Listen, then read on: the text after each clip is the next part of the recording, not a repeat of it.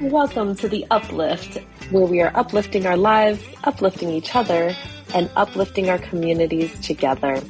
Thank you for joining myself, Sai Herrera, and Tessa Savala here, two women, two attorneys, doing it our way, and inviting you here each week to share in on the stories, advice, and life lessons we've picked up along our journeys that keep us uplifted, and that will hopefully do the very same thing for you.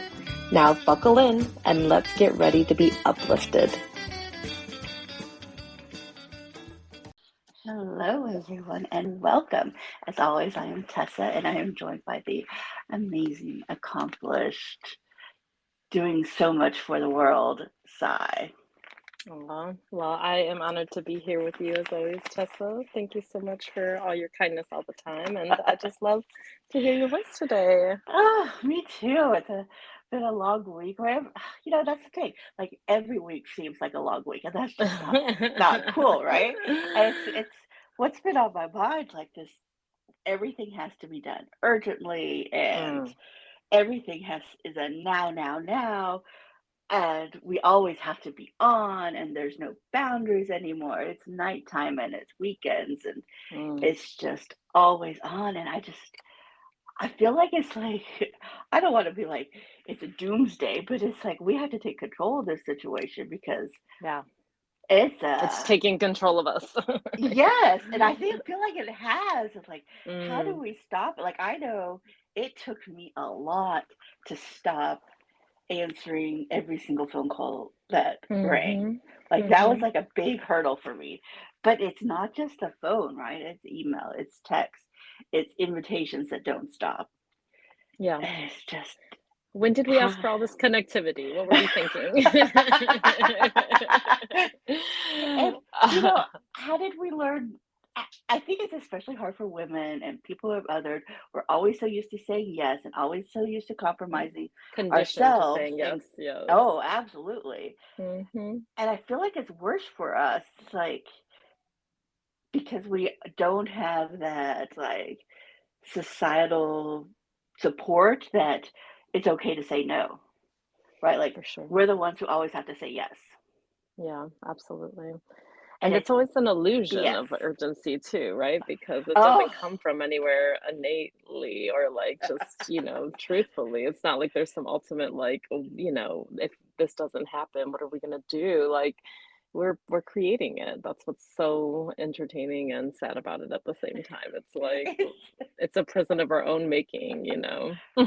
I remember growing up, and maybe this is just like Europe thing, but Mhm. the boy who cried wolf, like things were Mm. supposed to only show, you were only supposed to show that things were urgent Yeah. if they actually were. But is that true anymore? I don't think so. It doesn't feel like it. No, we're always in chaos to a certain extent, and we're not even thinking about, like, what does that do to your nervous system? Um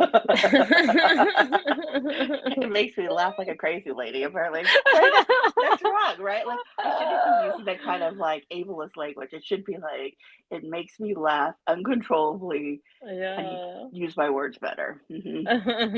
Well, I mean, it's just fascinating, right? Like, because we don't really even know what this new age is doing to us, I guess. We don't really get a chance to think about it or talk about it, so I'm glad we're making space for it today.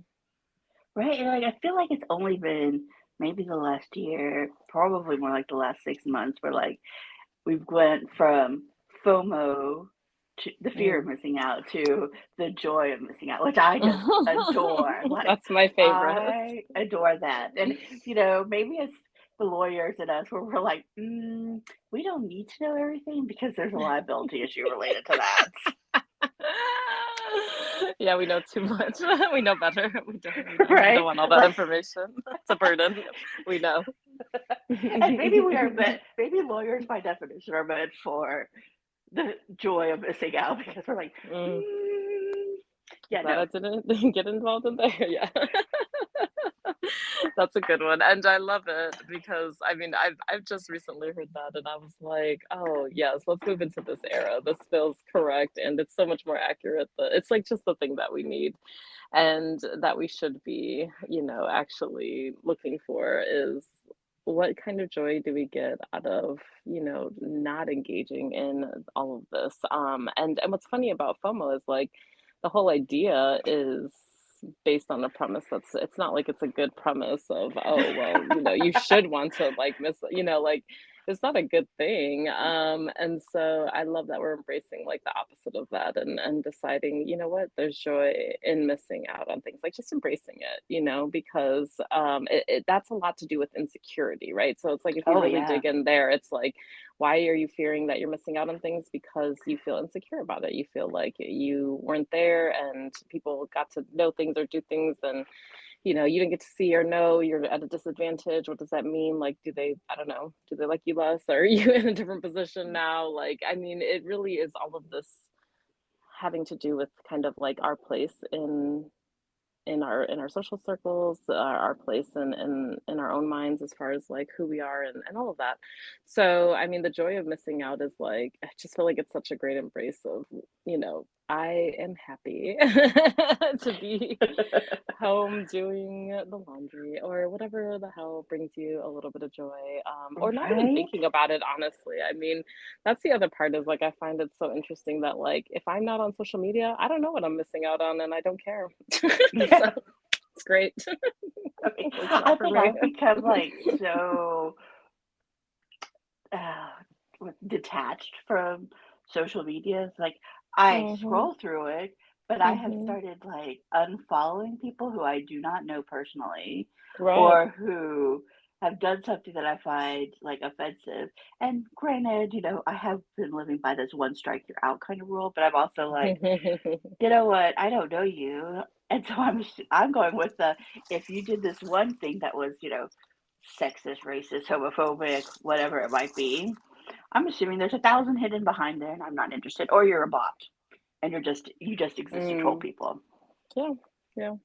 And there's so much more opportunity to be offended on social media too. I just I just feel like there's just it's such a landmine in a lot of ways. So I think curating is definitely the way to go. Like I've definitely had different accounts for different purposes and felt like that was nice. I don't like managing a bunch of accounts, and I don't even check one enough. So I have no business having multiple ones, but I feel like it's almost like literally like you know how you used to have TV channels and then you'd be Yeah. like, "Oh, I want to go check out the Discovery Channel because I'm feeling like nature and culture, anthropology." Hmm. Like you would go there for that, and it's so like it's become that for me where I'm like, "Oh, I really want to know what's going on in this community," and I have a whole account just for that, just to see what's going on in that community. And it's Oh, great that's because then wise. I don't really have to even think about, I don't know. And it's just I find the algorithm so interesting too. So like having my own personal account, like I might follow some of the same people, but I follow a bunch of others and then people that I know and maybe people for, business and like this just such a mix. And then the algorithm is Hmm. just like shows you whatever the hell it wants to show you. And actually the funny thing there for me is like I don't have a fear of missing out, but I'm always like very interested in like, I wonder what I'm not seeing that other people are like, it's just be interesting to know like why is the algorithm showing me this and not that, I just find that Oh really yeah. fascinating. And the fact that like everything is catered to us as individuals now. And also what's funny is again like you can create different accounts so you can have the algorithm showing you different things based on how you train it. So it's just such a strange weird thing. And so you got to do whatever really works for you. And for me I feel like the test is just like any relationship. Honestly, it's almost like we have a relationship now, right, with social media, Yeah. but it's like, is this thing making you happier or sad, or is it making you feel better about yourself or worse about yourself, and for me it's like when I get on anything, that's always my test actually. Like if I start feeling like, I don't know, like the doom scrolling is such an accurate like language and phrase for what this is, because you end up just going and going and going because you feel like you have to see the next thing instead of like you're actually getting something meaningful out of it. So anyways, I take it in very small chunks, but also, I think Jomo is a wonderful new step in the right direction of not even necessarily thinking too much about what we're missing out on, just finding joy in the fact that like we're creating our own like path to joy and happiness, like just making sure that we are not necessarily like worried about the other ways that other people are seeking joy, frankly, because I think, to each his own, and it's fabulous. Do whatever makes you happy, and everyone should do the same, right? Yeah, and I think the questions you raised, like, is this making me happy? Is this bringing me joy? That should be applied not only to your social media feed, Mhm. but your family, your friends, your Mhm. job, your Yeah. coworkers, because Your daily I habits, your your daily food. everything. I Mhm. was at a work event recently and was asked a exceptionally personal question about religion, and I was out of the blue, and I was just like, I had cartoon eyes, and I was looking around, and I'm like, "Is this really happening?" Not cartoonized. I love it. I mean, I didn't know what to do because I feel as though, like, it's not only that you feel like you're missing out, it's like people feel Mm, compelled, and this includes, like, your coworkers and your colleagues, and to know personal, intimate details about you that are mm. just The not for entitlements, the gall, yes, the audacity. and I was just like, It is uh, fascinating, and a lot of times, but like we said before, like it feels like so many times people are actually like, I don't know, like did that person want to talk about their religion? Were they trying to work something out? Like sometimes it has nothing to do with you. You're just like happen to like be in the splash zone of their like trauma dumping. And you're like, Ah. okay, it's just so weird, especially when things come out of the blue. I'm always very suspicious, like, what's going on with you? And this person is absolutely lovely, and it was not it did not come from a bad place. I recognize that, but it was just one of those reminders that, granted, I work in a field where people use the word friend very liberally. Mm, And what it should really be is a colleague, people I worked on a project with, you know, right. somebody who works in my field who I am an acquaintance with. But, Mhm. in politics, friend is the word that is used all the time to describe Mm, all those people. mm, And so I feel like the words that we choose also like affect how we treat them. And I think because I work in a mhm. field that uses the word friend so liberally, everybody, even the, They acquaintance really of an believe it. acquaintance, Yeah. yes, and that they are thus entitled to information, and like you are not only supposed to give it to them, but you are supposed to give it to them fast. And I'm like, Mm. no. And so some days I feel like a one woman wrecking crew who is just like, no, I am not playing this game. I Just I have destroying all discovered their myself. expectations. Yeah, and, As you it's should. sad. I think so, and I think everybody should, right? Like, Well, yeah, we and I do mean, well, not there need should be no to. expectations on other people's Yeah. privacy, period. That's the thing is like, I mean, if you're somebody who loves to share all, like, if you're an open book, I know so many people like that, like, you might not ever even think about it. But the truth is everyone is not like that. And so, I mean, you truly like, if you are friends with somebody, you would actually know their boundaries. You would know what makes Mhm. them comfortable and what doesn't. And if you're not that person's friend, or if you're trying to be their friend, you should care enough about them to learn that about them before you go there. Or in my opinion, if you're just a decent human being, like, Yeah, yeah, mm, there shouldn't even be any pre-qualifiers, just that's just the standard. yeah. But I get that that's not what is currently existing in this world, and we've got to figure out how do we want to live as like functioning, rational, happy people in a world where everything is urgent and everybody wants to know everything about you. And if you're not telling everybody everything about you, you are not authentic. Mm, As though it cannot mm. be an authentic identity to be a reserved person who values their privacy and wants to protect it. That's so true, and it speaks so much really to, like, the conversation on social media because it's had such a huge part of this, right? Like, we've all, Yeah. like, went to self, publishing and then quickly to self-branding, and, making a brand of yourself and all of that good stuff, and so, I mean, there really has been, like, this whole pressure. I mean, even just think about the profile. Like there was not a profile before social media, right? So Yeah. now you have to define who you are in like literally 7 lines of text, of one word text or whatever. Like you have to define who you are quickly so that people can look at you and figure you out as soon as possible. I mean, with very private things like from relationship status to your age and your like all kinds of things, where you're from. I mean, all of these things could have different levels of privacy and sensitivity for different people. And it's like we're supposed to, like, we've now been conditioned. And I mean, I'm saying we, and I'm not even talking about the people who were born into this culture, right? The culture has shifted, the culture is different. And I find that, I don't know, when you said that, it just made me feel like a sadness for the fact that I feel like that's a thing that's shifted in this time, in this generation of like, I think there was a time when like people did respect that. Like I don't know why I'm thinking of like authors who like go away and just like write books and nobody said anything to them. Yeah. You know what I mean? Like that was Right. like, oh, look at him, he's so brooding. But of course that's a man. But I mean,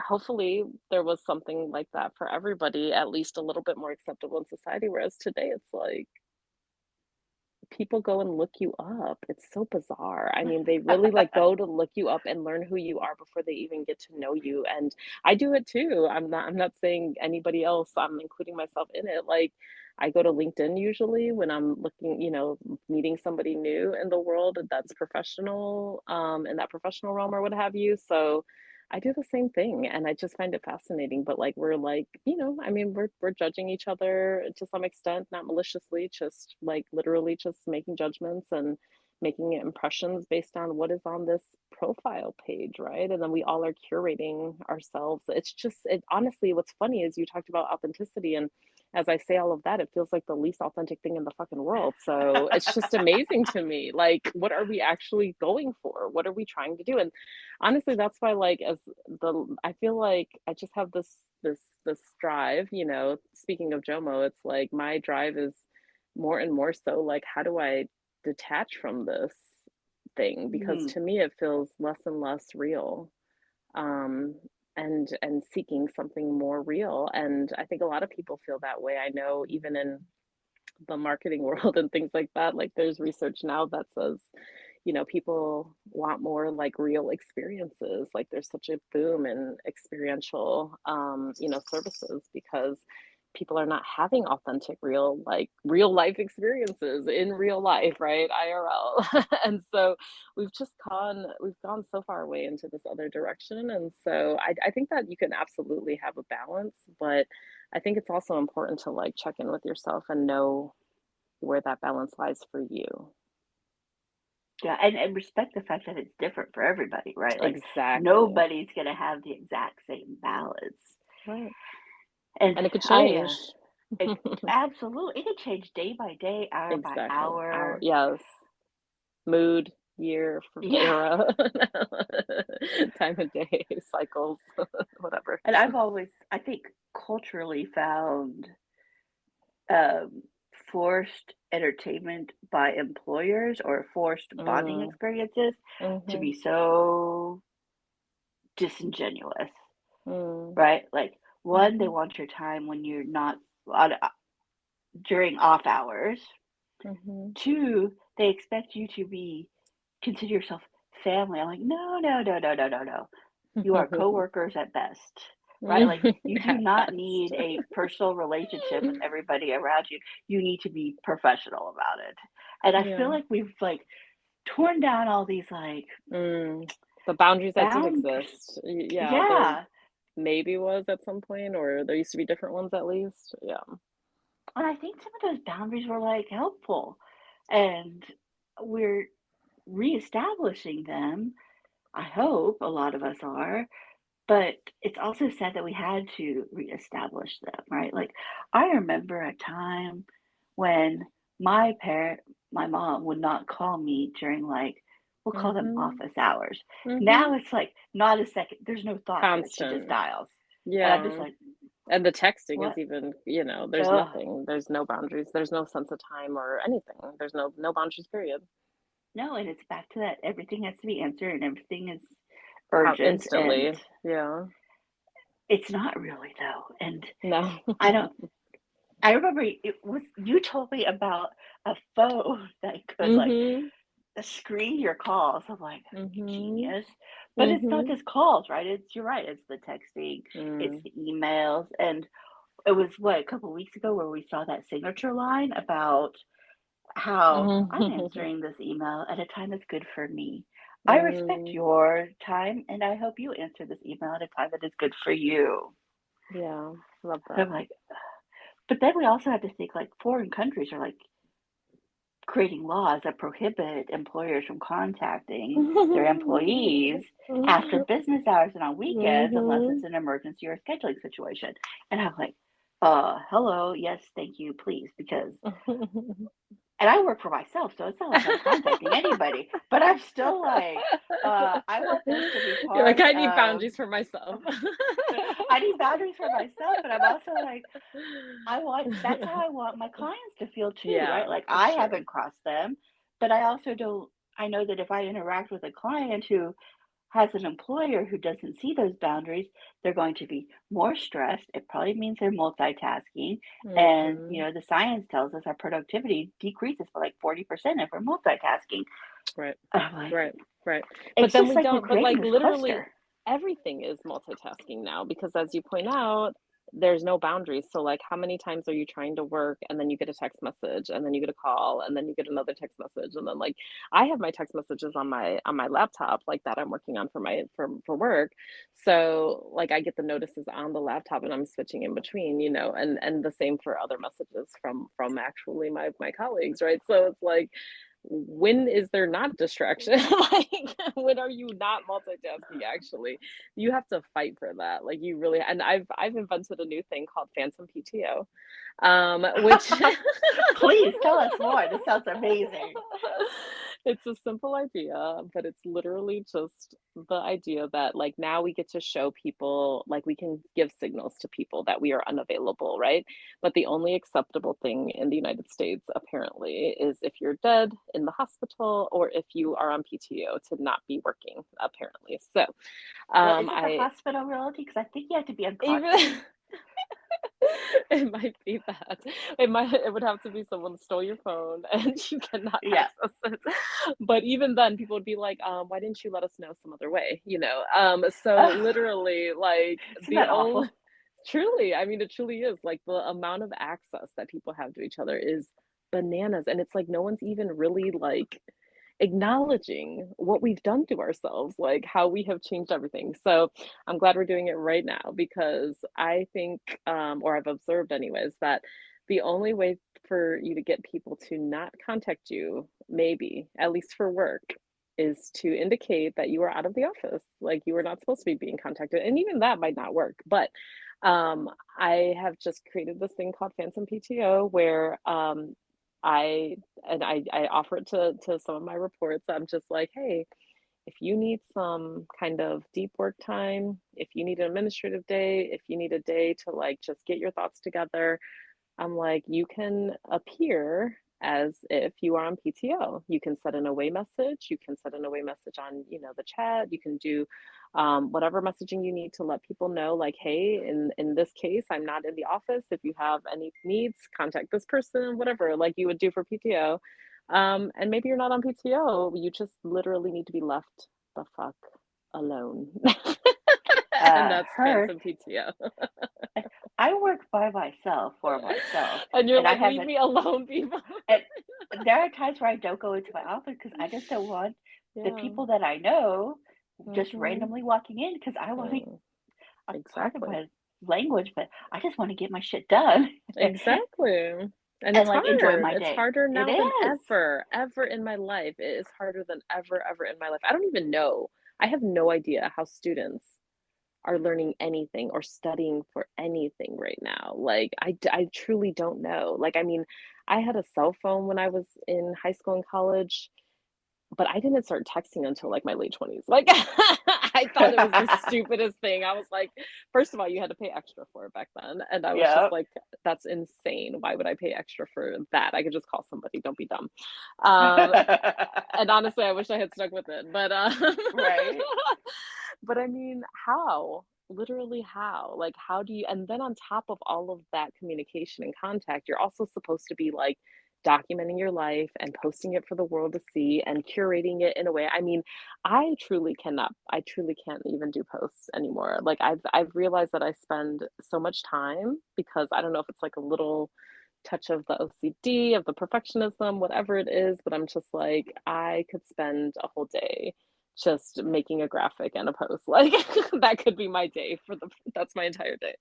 And that's if I'm not distracted. But that's probably why, because I'm probably distracted by 500 other text messages. So, I know that for the iPhone you can put on a do not disturb situation now, and I don't know how effective it is for everyone else, but I've been playing with it, and the only thing that I see different is like people will still text you.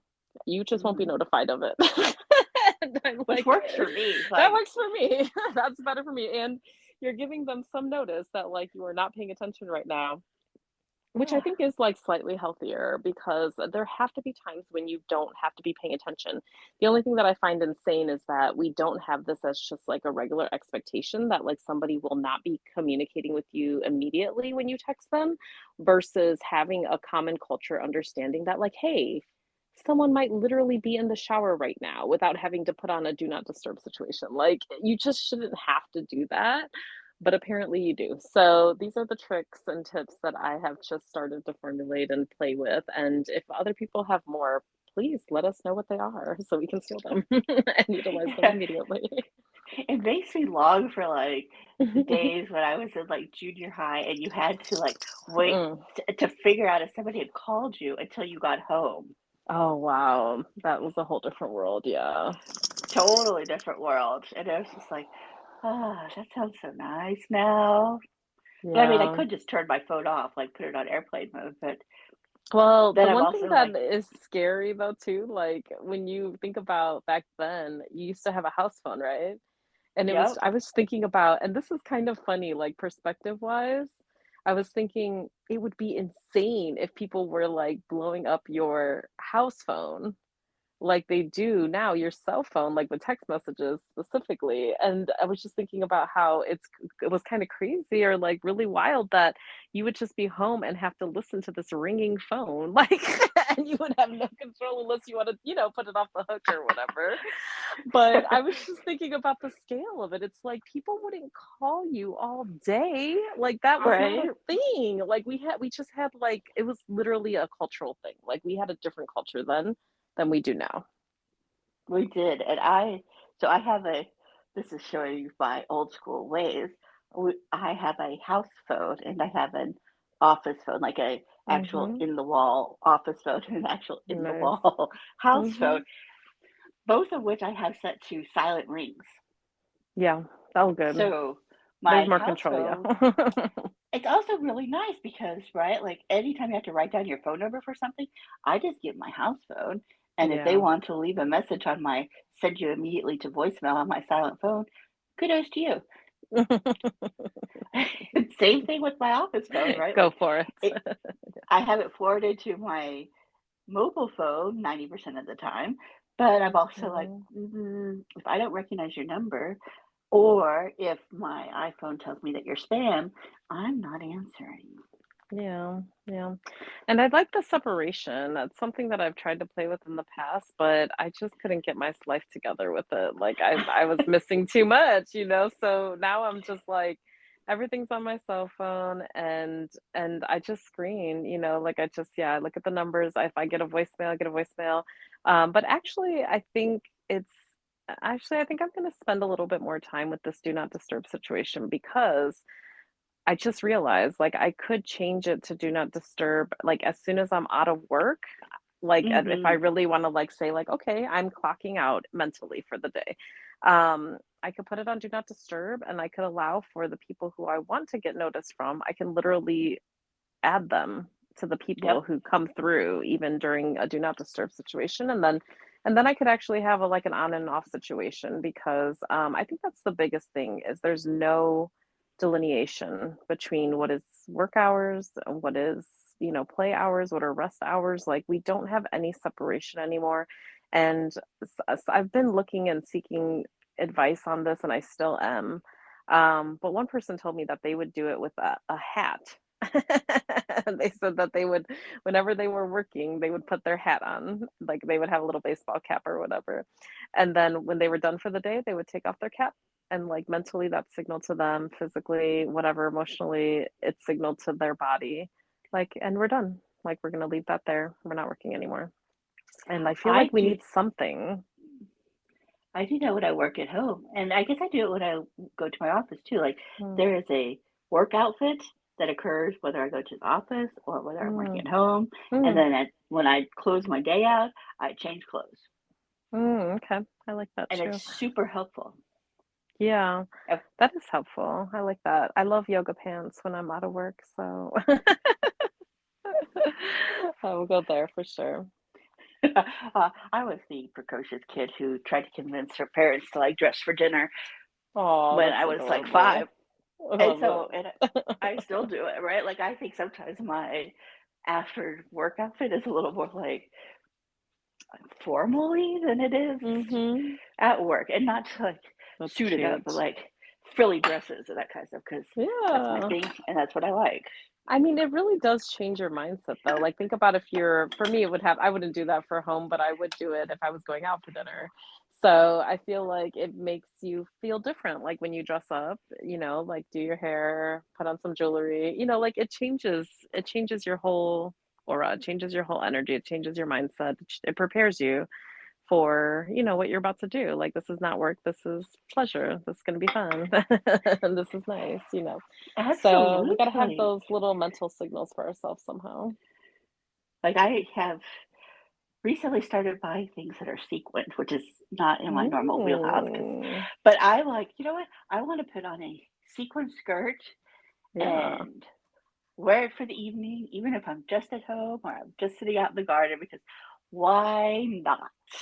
Why not? Like, why did we create these rules for ourselves?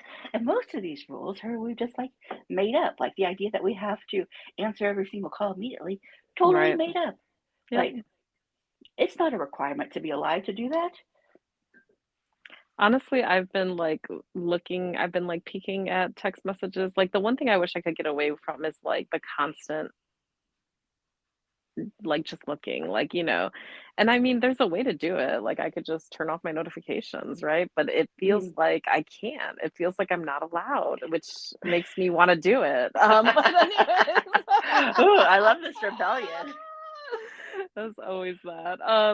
But I have also been like rebelling in small ways, like where I'll see somebody like just demanding my time by text, like just starting a ridiculously long conversation, and I see it and I'm like, uh-huh, and I will just not I'll just put my phone in another room for a couple hours. And I'll be like, "It's not urgent. It might be urgent to you. You might want my attention right now, but that doesn't mean it's urgent for me."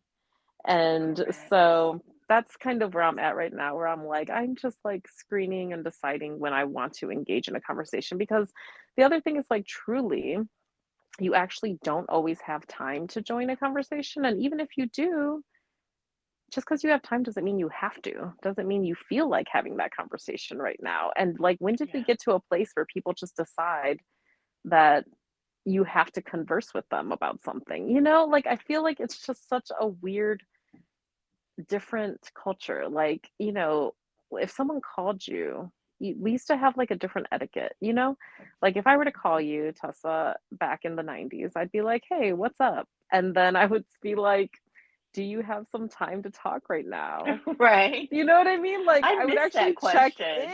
in. Like, it's a Yeah. simple human question. Where is that question? By text anymore. I mean, maybe other people have more polite people in their lives, but for I don't know. When you were explaining this, I'm like, this is what I've been thinking, and I haven't really voiced it to myself Mhm. this articulately, I don't think. I feel as though people think they are far more important, Mm. that like Than their they are. egos must be much larger than my ego, because my ego is not like, oh my God, I'm so important, you have to listen to me right now. Yeah. That's not, I don't live in Yeah. that world. But I feel as though some people do live in that world. And I'm just like, It's I don't get it. It's really interesting though too, because I actually noticed 2 sides of this coin. There are the people who always think that their stuff is an emergency and that you need to talk to them immediately, right?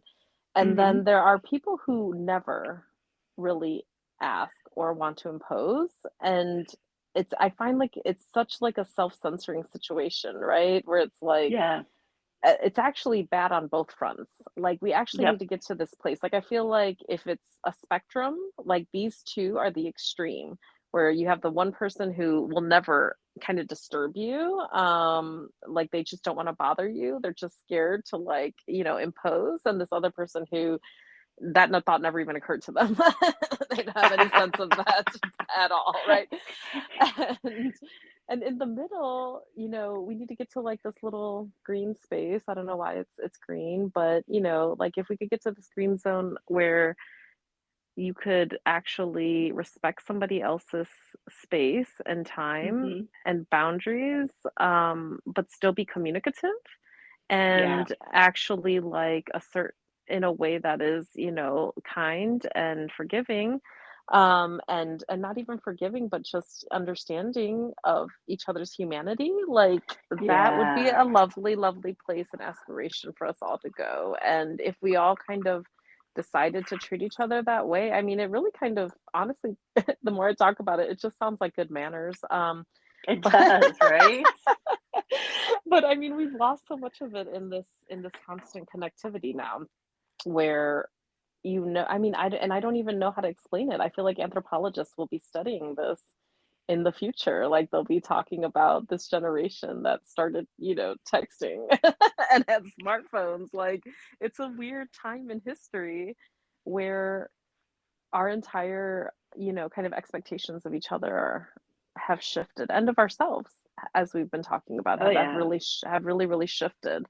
And who and what and when are we going to put some boundaries on this sucker? Like we need to we need to figure this out, and no one's going to do it for us. Like we have to figure this out, and we have to decide that this is okay, this is not okay. Like how do we treat each other well? How do we respect each other in this age? Like how do we continue to care for ourselves and others, regardless of the technology, regardless of the connectivity, regardless of the new toys, regardless of the excitement around this cool thing? I almost feel like we were so excited to be connected that we forgot to be Human. polite, like, and human. Like we forgot that part. We are just so excited, to get the new thing so we can use it, So it just cracks me up because there's always like, new things. There's like new announcements right now. Apple announced some things or whatever, and it's like now we have to talk about those things for the next week. But it's like, truly, like, how much more connected can we be, honestly? I mean, I ask that question very, very wearily because I'm afraid of what else could happen next. But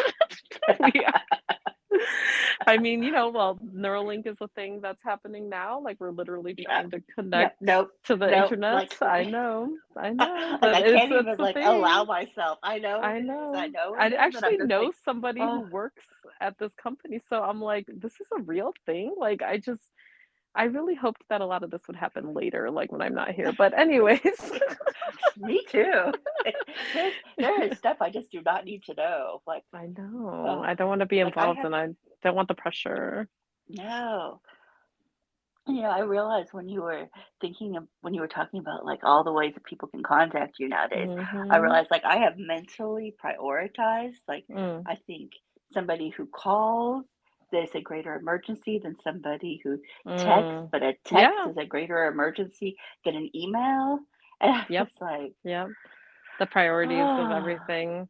It is wild, and it's also interesting to me because the other thing is like you just said that and I agree with it like for me, but a lot of people don't have the same understanding or the same hierarchy in their minds yeah. actually. So like I was just saying the other day how I find it fascinating how people just like text the most like profound or like important messages now, and then you're just left with this information like in your hand and you're like, what? Like, okay. Like, and you have no one to process this with. You're just like alone reading this, like, very important or serious message. And I just find it really interesting that like not everybody like calls anymore, or if they do try to call and you don't answer, then they just text you the message. And it's like, I don't know. I find it really, really fascinating how we all have like this different understanding of what makes sense or what feels good. So that's the I other part. totally agree.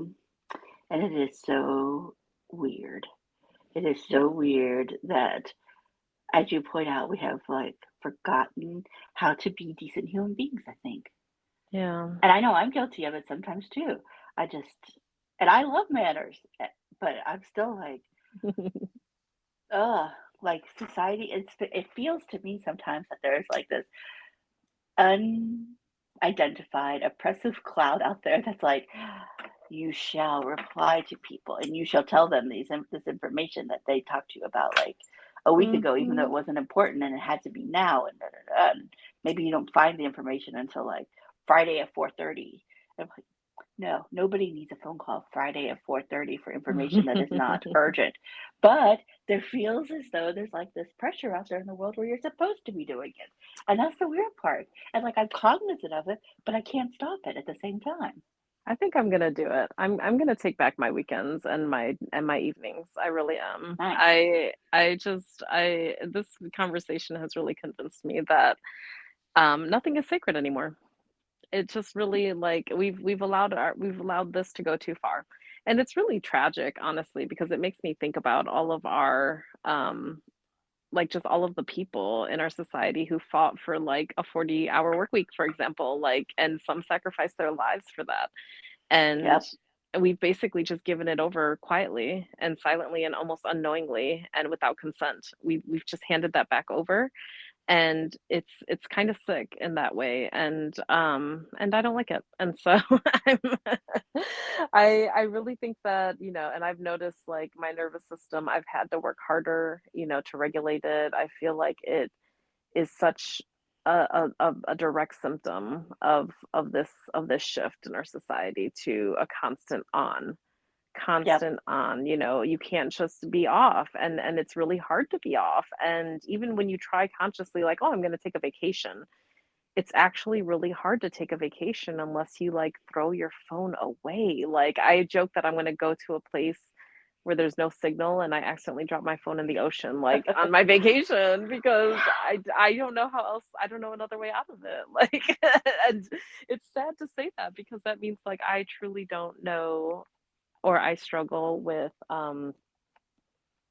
setting a boundary that, especially one that's temporary, I guess. Like for me, I like to incorporate things into like my daily habit.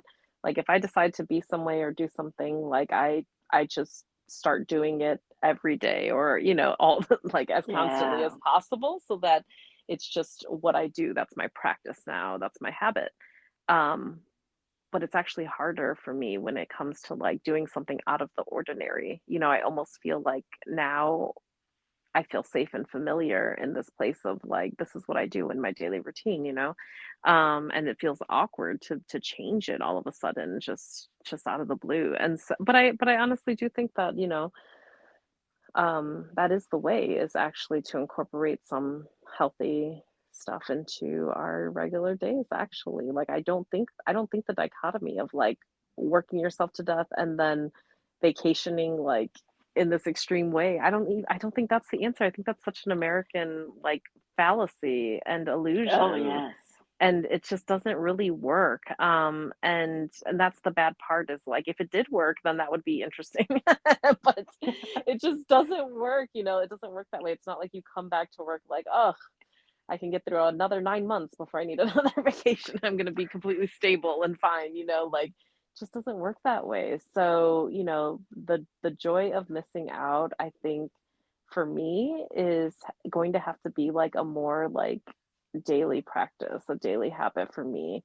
And being intentional about like setting time that is mine and is not anybody else's. And it's going to be really hard for me, actually. Like, I already know, because it's been something that's on my mind that I know I need to do something about. But having a practical solution is always something that helps me to take the next step. And so I think I'm just going to do that. I'm going to put you on the list. I'm going to put the people that I actually want to hear from on the list. And I'm just going to start like having that time a day where I just transition. I think we have to. And I think the more of us that do that, the better it'll be because other people will adopt it too. Like they'll realize, Mm. oh, well, I can't reach Sai Yeah. after, you know, 5 on in the evening, or I can't reach her on the weekends. And it's like, you know what? That's pretty much okay if you're like let's create our inner circles, allow them to like contact us when they need to contact us or want to contact us. But everybody Mhm. else, let's like, build a little wall and, Yeah. have a bridge at certain times. But other times that bridge is pulled up and you're not getting in. And it actually, to your point, like trains people not just that they can't contact you at that point, but when to contact you and Yep. when to plan to contact you. And I mean, it just kind of unconsciously happens, just like the rest of what's going on has happened, right? Where it's like, if you know everyone's available all the time, then you have no reason to plan on how you're going to contact them. But if you know somebody actually is not going to be available, well, then you better get your shit to them, on a timely basis. You better do it during the workday. You better do it when they're still available because they're about to be gone. And it Yep. changes your mindset. It changes the way that you interact with people. And that's kind of what we need. And I think it also encourages people to sometimes just like solve their own issues, right? Absolutely. Like Yes. sometimes I think, Troubleshoot oh, yourself, as we like to I say. feel like sometimes some of the emails I get Mm, just speak the on that. people needed like a 5-minute break to like sit and with their thoughts and realize, Hmm. oh, yeah, right? Like because I think we have become, I want to say almost overly collaborative in our problem solving. That's very true. And I don't know if it works for other people. I'm at a bigger organization with lots of people, so that's very true and interesting because like some people will operate and just like do things without involving people that they should. And other people will be like, let's get a room of 7 people together and make these decisions together, right? And it's like actually both of those things need some structure. Yeah. And even with someone like you who works for themselves, it's not like you work alone. You have clients, you have people Oh you have yeah. to interact with, right? And like understanding your roles is very, very important. And so I just encourage people to think a little bit about that and challenge people about roles because and honestly, like I'm learning so much right now in trying to build infrastructure in our organization. And one of the things I learned that's so simple is actually stating a purpose for everything that you're doing. And I'm saying this like so slow because it's like such a simple concept that I want everybody to absorb and to demand, honestly, in their daily lives. So if somebody puts a meeting on your calendar, what's the purpose? Hmm. Did they define the purpose or did they just like steal time from you, right? What are we trying to get out of this meeting? Like why are we here, right? And then really like the other thing is like I'll walk into a meeting now and it will be like this, oh, let's everyone just talk about this thing. And I'm like, okay, actually, like, why are we here? What are we doing? What are the outcomes we're trying to get from this meeting? Like, what do we want to walk away with? That's like the first thing I ask if it's not already made clear. But I'm starting more and more to require people to actually put the purpose in the calendar invite to be like, what are we meeting about? Like, because it's just so funny to me that this was not necessarily a thing, or like I'm sure it's not a thing for a lot of people in their lives where it's like people just ask for meetings all the time. It cracks me up. Or even when you're on a call with somebody or something, if you really have a limited amount of time and you're trying to get something done, like what if you just ask, like, okay, what are we trying to get done? You don't have to be mean about it. Like Yeah. you could No. literally just be like, what are we hoping to get out of this? Like, where do we want to be at the end of this call or whatever. And then the other thing is just roles. And so, being in a space where there's a lot of people and a lot of people are ideating and discussing things and all of that good stuff, collaborating, as we say, great. I love collaboration, maybe to a fault, right? This is why we need these tools because if we don't walk away understanding that like, oh, you're going to do this thing and I'm going to do that thing, and we're not both doing all the things, or we're not both Yep. doing none of the things, then like literally there was no point in meeting, because now nothing is actually going to follow out of this meeting. So I don't know. I just like mentioned that to apply it in whatever way it can help you. Like in my mind, there's actually a clear delineation of that and what we were talking about in terms of like boundaries and respecting people's time and respecting, their energy and their attention. Because if you're asking people to give you their time and their thoughts, just make it purposeful, do it with intention, actually have something you're trying to get out of this. Because otherwise you're literally just, I mean, if you want to hang out with people, I love the idea of doing nothing and just having fun and all of that. But I mean, in these settings where you are, requiring people to give you their energy, like, let it at least have purpose. It's almost like life, what is life without purpose? Like everybody wants purpose. So it actually makes everyone feel really good to know their role, know the purpose of this conversation, know what we're getting out of it, know what outcomes we're going to be contributing to. Makes everybody feel really good and valued. I think you've just like narrowed down everything in this urgent culture to we just need to have intent.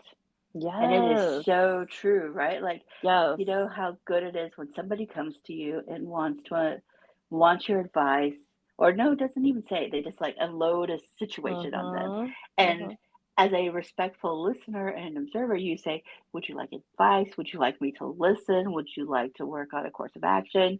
Yes. But It's that that type of like intention. intent is so necessary, because otherwise we wouldn't have these memes about how, well, that meeting could have been an email, which is in my world true like 98% of the time. 98. But I do work in a world where everybody likes to hear the sound of their own voice, so I accept that. That's fair, but I think you're right. I think it all comes down to that. So, let's choose our time with intention. Like even thinking about Mm-hmm. FOMO and JOMO, it's like let's set our intention on how we bring joy into our lives, and let's choose it as opposed to letting other people feel as if we should have done something else, right? Like if we're choosing the joy that we want, there's no FOMO. You don't have anything Correct. to fear because you've already made your choice consciously with intention, right?